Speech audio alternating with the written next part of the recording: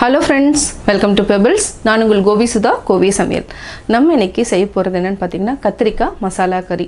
இது வந்து ரொம்ப வித்தியாசமானது. அதாவது நம்ம வந்து இதுக்கு ஒரு பவுடர் ரெடி பண்ணிட்டு தான் செய்ய போறோம். அந்த பொடி ரெடி பண்றப்ப என்னன்னா அந்த டேஸ்ட் வந்து ரொம்ப நல்லா இருக்கும். அதே மாதிரி சுவையும் ரொம்ப கூடுதலா இருக்கும். இது வந்து என்னன்னா நீங்க மட்டன் பிரியாணி, சிக்கன் பிரியாணி, இது கூட சாதத்து கூடயே நம்ம சாப்பிடலாம். சப்பாத்தி கூடயே வச்சு சாப்பிடலாம்.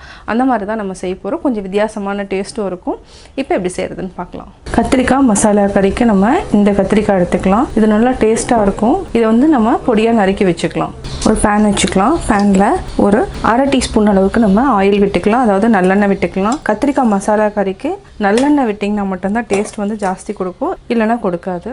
இதுக்கு 1 டேபிள் ஸ்பூன் உளுத்தம்பருப்பு, 1 டேபிள் ஸ்பூன் கடலைப்பருப்பு, இதையும் நீங்கள் நல்லா வறுத்துக்கோங்க.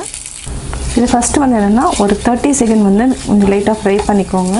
ஏன்னா மீதி இருக்கிற பொருட்கள் வந்து சீக்கிரமாக வறுபட்டுரும். இதுக்கு ஒரு அரை டீஸ்பூன் சீரகம், 1 டீஸ்பூன் தனியா, இதையும் சேர்த்து நல்லா வறுத்துக்கலாம். இதுக்கு நல்லா ஒரு ஸ்மெல் கொடுக்கறது என்னென்னு பார்த்தீங்கன்னா வெந்தயம். வெந்தயம் வந்து நம்ம ஒரு 1/4 டீஸ்பூன் விட கொஞ்சம் கம்மியாக ஆட் பண்ணிக்கலாம்.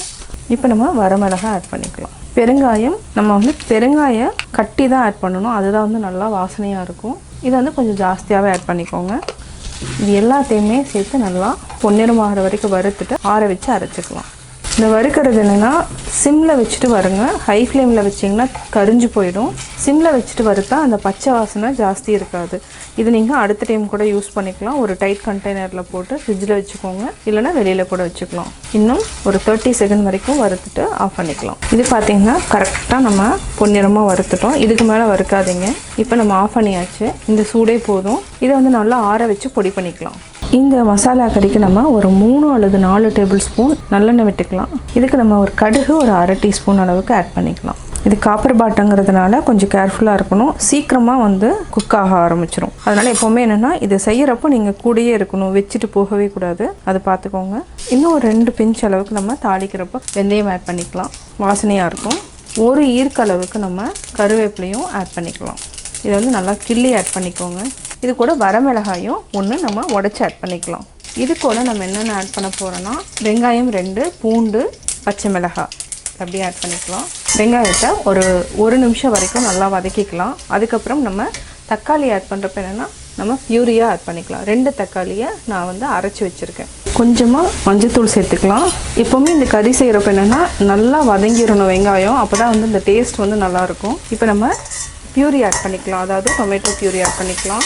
இது ஒரு 2 மினிட்ஸ் வரைக்கும் நல்லா வதங்கணும். இது கூட நம்ம உப்பு சேர்த்து வதக்கிக்கலாம். இது கூட நம்ம ஒரு அரை டேபிள் ஸ்பூன் அளவுக்கு சாம்பார் தூள் கலந்துக்கலாம். இது வந்து என்னென்னா வாசனைக்கு நல்லாயிருக்கும். நம்ம அரைச்சி வச்ச மசாலா பொடி, அரைஞ்சி வச்சுருக்கிற கத்திரிக்காயை ஆட் பண்ணிக்கலாம். நல்லா பரட்டி விடுங்க. இப்போ நம்ம தண்ணி வந்து 1 டம்ளர் அளவுக்கு மிக்ஸ் பண்ணிவிட்டு மூடி வச்சிடலாம். அதுக்கப்புறம் நம்ம புளி ஆட் பண்ணிக்கலாம். புளி வந்து நெல்லிக்காய் அளவுக்கு எடுத்துக்கலாம்.